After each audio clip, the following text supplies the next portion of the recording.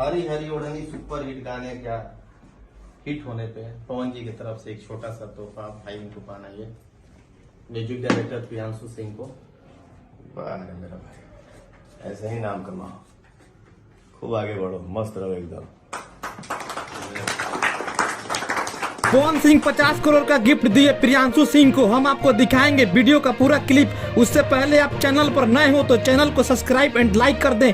दरअसल Priyanshu Singh music director हैं और ये भोजपुरी गानों में म्यूजिक देते हैं। इन्होंने भोजपुरी के छोटे से बड़े कलाकारों और स्टारों के गानों में म्यूजिक दिए हैं।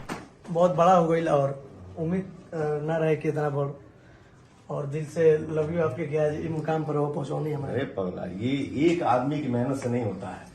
हम सब भाई हैं, एक परिवार है, मिल के मेहनत करते हैं। तो जो हमारा ऑडियंस है, जो हमारे लिए भगवान है, तो उनका प्यार मिलता है। तो आज हम लोग यहाँ खुशियां मनाते आ रहे हैं और हमेशा मनाएंगे, और ऐसे ही हम लोग मेहनत करते रहेंगे। जय माता दी। जय माता दी। और राहुल बहुत बड़ा योगदान बा हमारे जीवन में।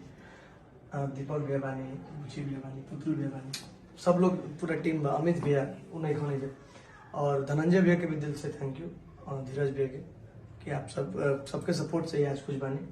और वो अगर कुछ बोलेगा तो अपना फैन खाती तो बोल। पगला, तू मेरा छोटा भाई है, बेटा है, भैया भी बोलता है, चाचा भी बोलता है, बड़ा भाई तुम जो दिल में रखोगे वही होगा तुम्हारा। आप मेरे बड़े भैया भी हैं, आप मेरे पिता तुल्य। बस मैं यही कहूंगा कि जितना दिल से मेहनत कर रहे हो, मेहनत को और बढ़ाना है। हम सभी को, एक को नहीं, हम सभी को मेहनत और करना है, ताकि हमारे ऑडियंस का आशीर्वाद और मिले और हम लोग और आगे बढ़े। ठीक है, जय हो।